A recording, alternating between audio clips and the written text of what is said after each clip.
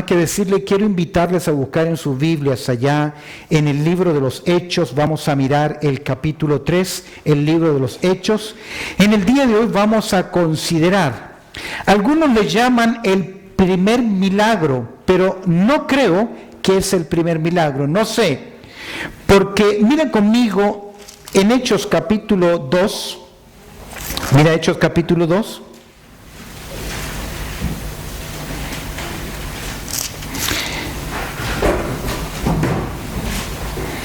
Dice el verso 43, Hechos capítulo 2, verso 43, y sobrevino temor a toda persona y muchas maravillas y señales eran hechas por los apóstoles. Es obvio, es evidente acá.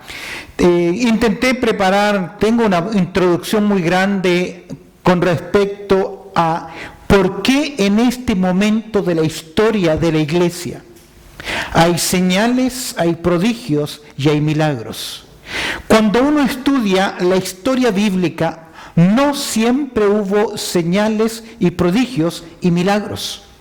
Cuando uno considera el texto bíblico, hay 3 oportunidades donde Dios interviene sobrenaturalmente tomando algunos personajes para que ellos hagan señales milagrosas. El primero de ellos, por ejemplo, de gran importancia, Abraham, ¿hizo milagros? No, pero sí encontramos que Moisés y Aarón hicieron milagros. E hicieron milagros porque estaban en un punto de la historia de la nación de Israel tremendamente importante. Estaban a las puertas de recibir una gran revelación, la ley, los mandamientos y las ordenanzas.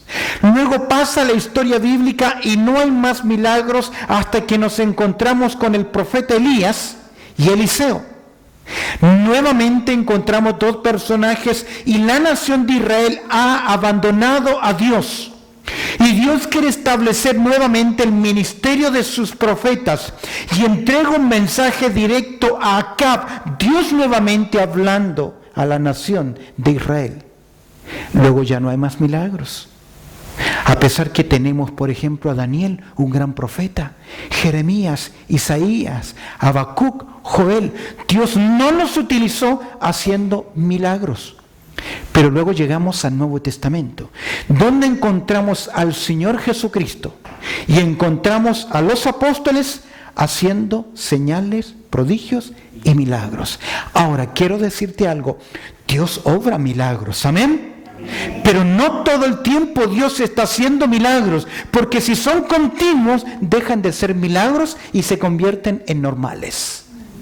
Ahora, cada vez que Dios hizo milagros, siempre tenía como propósito una nueva intervención de su revelación, pero algo muy importante, eran una señal que confirmaba, primero, la autoridad de aquellos que traían el mensaje, como el caso de los apóstoles. Dios les dio la credencial a ellos con estas señales, con estos prodigios, con estos milagros, porque esas señales demostraban que ellos eran genuinos apóstoles. Oficio apostólico. Usted y yo tenemos el ministerio apostólico. El ministerio apostólico es llevar un mensaje. La palabra apóstol nos llega al castellano a través del latín. Y cuando la palabra apóstol se traduce al latín es misio. Y nos llega al castellano por misionero. ¿Qué es un misionero? Aquel que lleva un mensaje. Todos lo somos. En cierta forma, todos somos apóstoles en el área de ministerio, pero no en el oficio apostólico.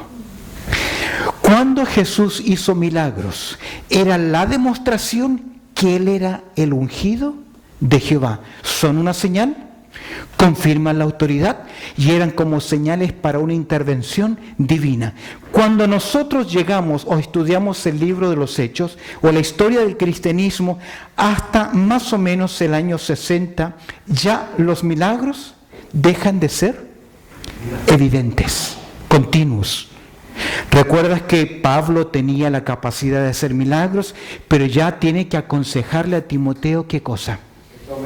Que tome un poco de vino por su problema al estómago. ¿Por qué? Porque ya el mensaje había sido confirmado y ya comenzaba a estar en circulación, ¿qué cosa? la palabra de Dios. Con eso en mente, quiero que consideres conmigo el milagro de la curación del cojo. Sabemos que hasta el capítulo 7 los apóstoles judíos estaban ofreciendo el reino a la nación de Israel. Siguen pensando como judíos. Ahora, este sin duda alguna es el mensaje que ellos tienen, que Jesús es el Mesías y que Él viene al reinar. En el capítulo 1 hemos visto la gran expectación de los apóstoles. Ellos están mirando al Cristo resucitado y lo ven ascender, y los ángeles le dicen, así como ha sido tomado de vosotros, así va a descender. Ahí hay expectación, mientras que en el capítulo 2 hay una gran experiencia. El Señor les dijo a sus discípulos que recibirían poder de lo alto. Y en el capítulo 2 encontramos esa experiencia de Pentecostés que cambió la vida de los discípulos y que formó en ese momento la iglesia del Señor Jesucristo. Ya desde el capítulo 3 en adelante es la expansión del mensaje. Los apóstoles son los primeros. ¿Quién es el primero que predica? Pedro, y se convierte en 3,000, luego vuelve a predicar y se convierte en otros miles más, y así comienzan a predicar el mensaje, y también los diáconos, porque Esteban se convierte en un tremendo ¿qué? Predicador, lo único que predicó una sola vez, pero Dios impactó con su mensaje al perseguidor más grande de la iglesia, a Saulo de Tarso. De esta forma, si estamos en un momento de la historia del cristianismo que Dios está confirmando el mensaje de los apóstoles. Mira conmigo Marcos capítulo 16, por favor.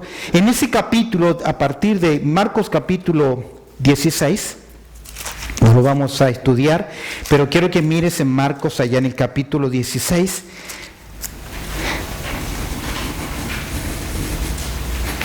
A partir del verso 17, el Señor le da 5 señales que evidenciarían el ministerio de los apóstoles.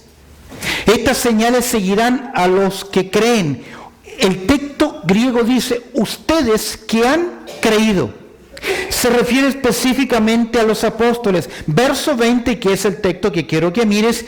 Y ellos, ¿quiénes son esos ellos? Los apóstoles, ¿qué hacían? Saliendo, predicaron en todas partes, y agrega el texto, ayudándoles el Señor, ¿y qué más? Y confirmando la palabra, ¿con qué? Con señales que seguían. Es decir, el Señor va a demostrar que son sus apóstoles porque tienen la credencial de hacer ¿qué? Las 5 señales que son mencionadas anteriormente.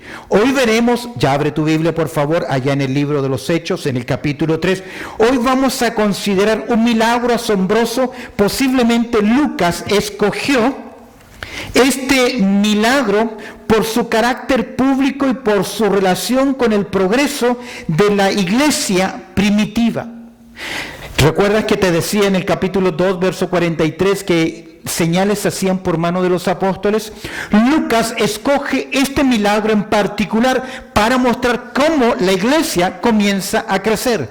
En los versos 1 al 10 o 1 al 11 del capítulo 3 vamos a mirar el milagro, y desde el verso 11 hasta el 26 vamos a considerar el mensaje de Pedro. Miremos pues el milagro de la curación de este hombre de un cojo. En primer lugar, veamos las circunstancias del milagro. Sigue conmigo el estudio ahí en tu hojita de los pedidos de oración. En primer lugar, las circunstancias del milagro. Mira el verso 1, aquí hay una costumbre que tenían los apóstoles. ¿Cuál es? Verso 1. Pedro y Juan, ¿qué hacían? Subían juntos. Déjame decirte algo. Aquí hay unanimidad. Van juntos a algo muy importante, a la oración, a la adoración en el templo. Es interesante ese compañerismo que ellos tienen. Míralo en verso 4. ¿Qué le dice Pedro al cojo? Mírame o míranos. Míranos. ¿Qué hay aquí? Aquí hay la costumbre apostólica. Pedro y Juan, vemos una unidad, unanimidad, algo muy importante, escúcheme bien, en la adoración y el servicio a Dios. Las divisiones en una iglesia local empiezan cuando los miembros tienen prioridades más importantes que la misión de buscar a los perdidos, de servir a Dios. Pedro y Juan Juan subían juntos ¿a dónde? Al templo. Ellos van al templo para orar y también obviamente ellos saben que muchos de los judíos ¿dónde van a adorar? Entonces era el lugar de ¿qué? No solamente de la oración, era el lugar también de ¿qué? De la evangelización, porque tenían la oportunidad de discutir con los judíos y presentarles el mensaje. Mira qué interesante, ellos iban a la hora ¿qué? Novena, es decir, a las 3 de la tarde. Para un judío, el día comenzaba a las 6 de la mañana y terminaba a las 6 de la tarde. De ahí entonces que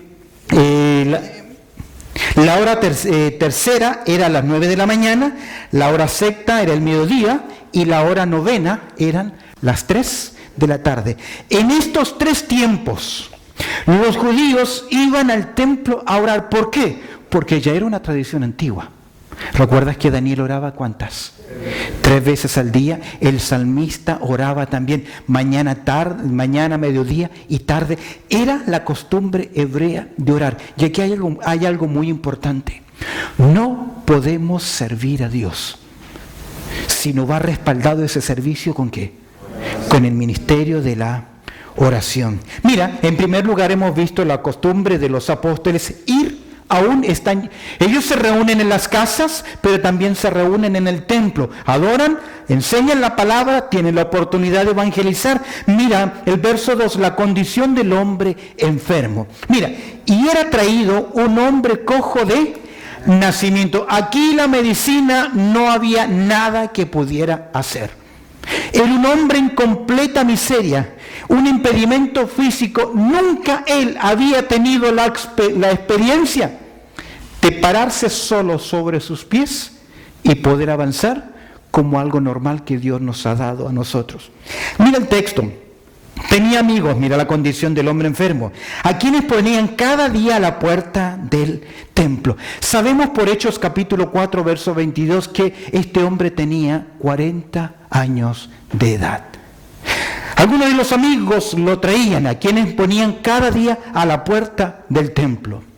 Aún en nuestros países, aún está este concepto de algunos enfermos, algunas personas en necesidad, se ponen a las entradas de las grandes iglesias a pedir ¿qué? Una limosna. No es nada nuevo acá. Obviamente, si estas personas iban al templo, en cierta forma, en conciencia estaban un poco ¿qué? Sensibilizados. Entonces era un buen lugar, casi en marketing era un lugar estratégico para pedir dinero. Que se llamaba La Hermosa, se dice que esta puerta abría hacia el Monte de los Olivos, para que pidiese limosnas de los que entraban en el templo. Hemos visto las circunstancias del milagro, la costumbre de los apóstoles ir al templo, van juntos, tienen tiempo de oración, la oportunidad de evangelizar. En segundo lugar, la condición del hombre enfermo. Mira conmigo ahora la carencia de este hombre. No simplemente estaba imposibilitado, no se podía mover, sino que cuando vio a Pedro y a Juan, verso 3, que iban a entrar al templo, les rogaba que les diese ¿qué? Limosna. ¿No tiene idea posiblemente este hombre quiénes son? Los ve como candidatos para pedirle ¿qué? Limosna. Cuando vio a Pedro y a Juan que iban entrando en el templo, no se dio cuenta de quiénes eran, le rogaba diciendo, este hombre solo ve un aspecto de su necesidad, la ausencia de dinero. Solo lo que él ve en su necesidad. Casi me parece ser un cuadro de la condición del hombre. El hombre es un paralítico espiritualmente. Es incapaz de moverse. Y lo es desde su nacimiento. Y no hay nada que pueda hacer. Y aún más, a pesar de que espiritualmente está paralítico, es incapaz de ver su necesidad. Y solo mira por lo material. Hemos visto en primer lugar las circunstancias del milagro. Quiero que mires ahora, verso 4 al 7, las características del milagro. Al considerar las características del milagro, vemos en verso 4 la compasión de los apóstoles. Déjame decirte que para muchos de nosotros hoy, que alguien pida y que esté en necesidad o que tenga un problema físico, es algo muy común. ¿Y qué hacemos cuando no queremos ayudar a alguien? ¿Qué hacemos? No lo miramos. Lo mismo ocurre cuando usted no quiere saludar a alguien. ¿Qué hace? Pasa de largo, no lo mira, se cambia de vereda, de andén, de lugar para no mirarlo. Mira el texto. La compasión de los apóstoles. Pedro con Juan, ¿qué hicieron? Fijando en él los ojos. Por lo general, no queremos ver la necesidad. Ellos tienen compasión al igual que su maestro. Vez tras vez el Señor Jesucristo miró la compasión de las personas. Y es interesante que el término bienaventurados los misericordiosos, misericordia significa compasión en acción. No sencillamente dolernos por el dolor ajeno. Todo el mundo lo hace. Aquí estos hombres miran con una mirada tierna, con una mirada de compasión que es llevada a algo más. Recuerda que el Espíritu Santo está en ellos. Son guiados. El Espíritu Santo debe hacernos sensibles a la necesidad de los demás. Un creyente guiado por la carne no mira las necesidades, mira su propia necesidad. Pero un creyente lleno del Espíritu Santo siempre tendrá compasión por los demás. Usted lo verá en Efesios capítulo 5. Mire conmigo, la compasión de los apóstoles. Pedro con Juan fijando en él los ojos, le dijeron ¿qué? ¡Hey! Le dijeron al cojo, ¿qué? Pon atención, presta atención. Mira el verso 5, la contemplación de este hombre. Verso 5. Entonces él estuvo ¿qué? Claro, está pidiendo, no reconoce quiénes son estos dos personajes y uno de ellos le habla y le dice, hey, préstame atención. Me imagino que ya levantaba el tarrito de ¿qué? De las monedas, diciendo, aquí me va a llegar ¿qué? Porque por lo general la gente entraba sin ¿qué? Sin mirarlo, mira la contemplación. Entonces él estuvo atento, esperando recibir ¿qué? De ellos algo. Él está esperando dinero para paliar su problema momentáneo. Me pregunto, ¿no había oído de Jesús él? ¿Que hacía milagros? ¿No sabía que tenía unos discípulos los cuales lo acompañaban? Pero no los reconoce y sencillamente él está expectando. La contemplación es a ver cuánto voy a sacar hoy. Tal vez saco el almuerzo del día de hoy o la cena, porque ya era las 3 de la tarde. Poco faltaba para finalizar el día. ¿Por qué no fue sano antes? Si Jesús cuántas veces estuvo en el templo y la gente venía para ¿qué? Ser sanado. Es que aquí hay algo importante. Jesús no sanó a todos los que estaban enfermos, sanó a muchos. Es que la sanidad, los milagros obedecen más que nada a un propósito de Dios. ¿Recuerdas en una ocasión el ciego cuando los discípulos preguntaron qué cosa? ¿Este pecó o sus padres? El Señor dijo, no, es para que Dios sea glorificado. Y Lucas va a escribir, va a relatarnos esta porción para mostrarnos algo. No simplemente el poder de Dios, sino que también el poder de la palabra de Dios y lo que ocurre cuando hay hombres sensibles a la dirección del Señor. La contemplación de este hombre, mira conmigo la confesión de Pedro, verso 6. Mas Pedro dijo, no tengo plata ni oro. Pedro se hizo famoso con esta frase. Ahora imagínate si la contemplación y la expectación del cojo era ¿qué? Ya lo veo levantando el tarrito y ahora Pedro dice, no tengo ningún mango, no tengo plata, no tengo dinero.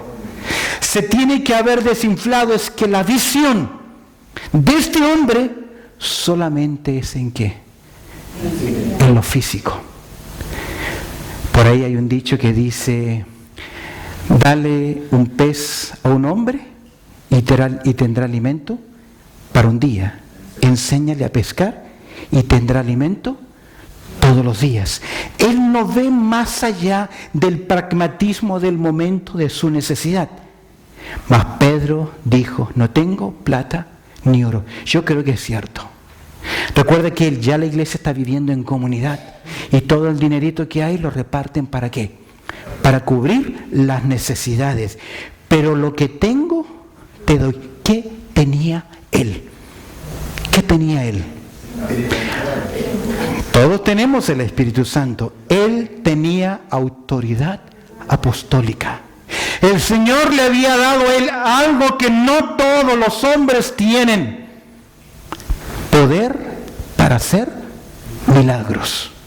Porque aquí, presta atención, no hay una oración, no hay una convocación. Él no está citando Isaías capítulo 53, por sus llagas fuimos nosotros curados, y haga lo que no podía hacer. No está tomando textos fuera de contexto. Él está diciendo, estoy bajo la autoridad de alguien. ¿De quién? En el nombre de Jesús de Nazaret. Si hay un judío mirando, tembló en estos momentos. Porque los judíos habían dado orden para que se diese muerte. ¿A quién? Hay un dicho que dice, muerto el perro, se acaba la rabia. Pero, queridos, el Cristo de los discípulos, el maestro, el pastor de los pastores, no estaba muerto, estaba vivo y estaba confirmando que Él está vivo, porque este milagro se hace en el nombre de ¿quién? En el nombre de Jesucristo de Nazaret. ¿Por qué? En su nombre. Porque no es Pedro quien tiene toda autoridad. Es el Señor Jesucristo quien tiene toda autoridad. ¿Recuerdas que en Marcos 16:20 les decía que ellos iban predicando y el Señor ¿qué hacía? Confirmaba el mensaje de los apóstoles. ¿Con qué? Con señales. En el nombre de Jesús de Nazaret, que le dice, levántate y anda. Recordemos que este hombre era cojo de nacimiento, por lo tanto estas palabras en realidad denotan la fuerza, el mandato de comenzar a caminar, y continúa haciéndolo. En otras palabras, te doy la orden en el nombre de Jesús, bajo su poder, que comiences a hacer lo que nunca antes hacías. Hemos visto las circunstancias del milagro, hemos visto las características del milagro. Veamos ahora qué cosa. Las consecuencias del milagro. ¿Qué ocurre? Verso 8, la primera parte. Alegría por el milagro. Y saltando se puso en pie. ¿Y qué? Anduvo. Dios había dicho en el pasado, en Isaías 35:6, entonces el cojo saltará como un ciervo y cantará la lengua del mudo. Aquí hay alegría por el milagro, porque este hombre saltando, ¿qué hizo? ¿Comenzó a qué? En primer lugar, ¿qué? Alegría, hay alegría. Él saltando, esta expresión tiene fuerza, porque significa no simplemente un salto más. Menos mal que ninguno de ustedes estuvo cuando Chile le ganó a Argentina en la Copa América y ganamos. Pegué unos saltos que topaba el techo de alegría. Primera vez en mi historia que la selección chilena ganaba algo. Pegué esos mismos saltos cuando mis hijos, los dos, jugaban soccer, fútbol acá, y ganaron. Y estuvieron a punto de ganar el campeonato. Lo perdieron a penales. Pero cuando hicieron uno de los goles y uno de los míos hizo el gol, yo saltaba de alegría. Esta es la reacción de este hombre. La alegría por el milagro. Pero este hombre no solamente recibió el cambio por afuera, lo físico, sino que también recibió un cambio por dentro. Porque ahora, ¿qué lo vemos? Y entró con ellos, ¿a dónde? En el templo. Antes, ¿hasta dónde llegaba? Por su limitación, porque tenía un cuerpo imperfecto, y los judíos prestaban mucha atención a la desperfección en el cuerpo. Los dejaban afuerita. Por primera vez encontramos ahora que Él entra ¿a qué? A adorar a Dios. Y entró con ellos en el templo. Mira lo que dice el texto. Andando y saltando y alabando a Dios. Es posible que sea la primera vez que lo haya hecho en toda su vida. No solo él caminaba, no solamente el cambio en su interior, sino que también hay un cambio en su exterior. Ahora, ¿quién está escribiendo esto? ¿Ah? Es por eso que Lucas usa detalles. Andando, saltando y alabando. ¿Por qué? Mire el asombro del pueblo. Y todo el pueblo le vio andar y alabar a Dios. ¿Fueron testigos de qué? ¿En nombre de quién? Del que habían crucificado. Ellos dicen, Él está vivo. Y le reconocieron que era el que se sentaba a pedir limosna a la puerta del templo. Es decir, no había posibilidad de qué.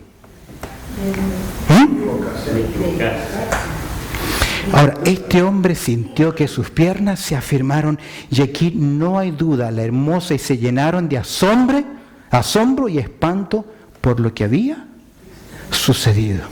Estaba mirando un video en YouTube de una mujer de Argentina que cuando Benny Hill llegó a Sudamérica, llegó esta mujer en silla de ruedas y luego la presentó como el gran milagro. Esta mujer, no sé si venía de Rosario, y llegó con silla de ruedas y él la hizo caminar.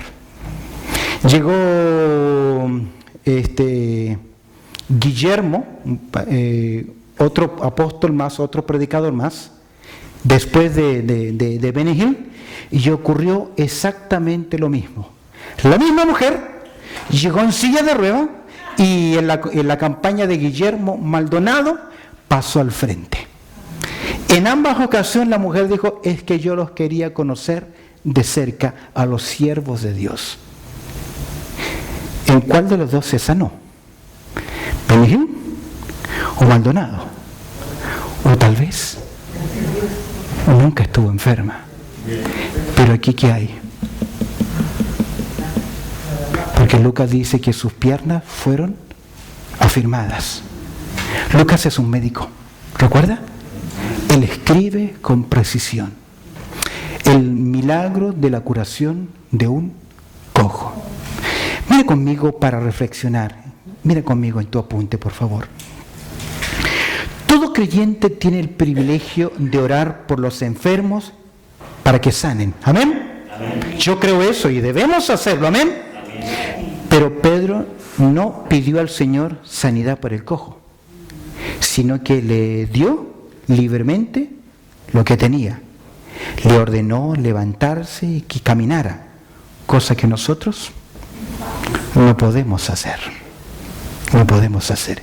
¿Qué hacemos nosotros? ¿Qué debemos hacer nosotros?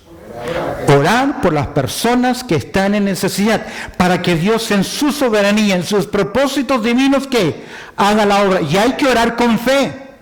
Pero orar con fe no significa te declaro que estás sano, porque no lo sabemos. No tenemos esa autoridad. Me encantaría que fuese así.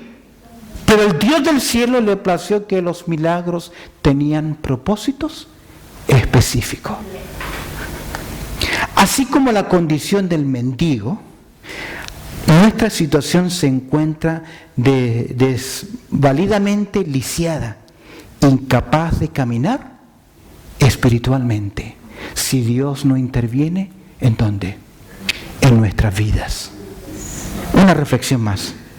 Así como los apóstoles pusieron su mirada en el necesitado, nosotros debemos poner nuestra mirada en los necesitados y ¿qué más? Y ayudar. Santiago dice, esta es la religión pura. Visitar a los huérfanos y a los afligidos, ¿en qué? En sus necesidades. Debemos tener un corazón con compasión. Pero cuando no miramos y pasamos de largo, cerramos la oportunidad de ser de bendición a los demás. El primer milagro de curación, un cojo. Próxima semana vamos a ver qué ocurrió, porque ahora los veo abrazados. En verso 11 terminemos leyendo: y teniendo asido a Pedro y a Juan el cojo, que había sido sanado, ¿qué pasó? Todo el pueblo atónito concurrió a ellos al pórtico que se llama de Salomón. ¿Y qué se hace cuando hay gente reunida? ¿Qué hay que hacer? Predicarles el Evangelio. Amén. ¿Qué hace usted cuando le llegan visitas a su casa? Puede hablar del fútbol, de la telenovela, de website, de lo que quiera, pero no se pueden ir sin que usted les hable ¿de quién? Del bendito Señor Jesucristo. Amén. Bendito Padre Celestial, te damos muchas gracias por tu amor y tu cuidado y por la oportunidad que nos concedes, Señor, de estudiar tu palabra. Te agradecemos, Señor, por ella y por esta linda porción que hemos visto, Señor, en la cual vemos tu poder. Oh, cómo nos encantaría, Señor, tener esa capacidad. Pero nos has dado otra herramienta, la oración. Y sabemos que la oración eficaz del justo puede mucho. Es por eso que oramos por nuestros hermanos y hermanas que están en necesidad, en problemas de salud, porque creemos que tú eres un Dios de milagro, que escucha el clamor de tus hijos, pero no oramos doblegando tu voluntad, sino pidiendo que así como se hace en los cielos, se haga también en la tierra tu voluntad. Te agradecemos, Señor, por tu palabra.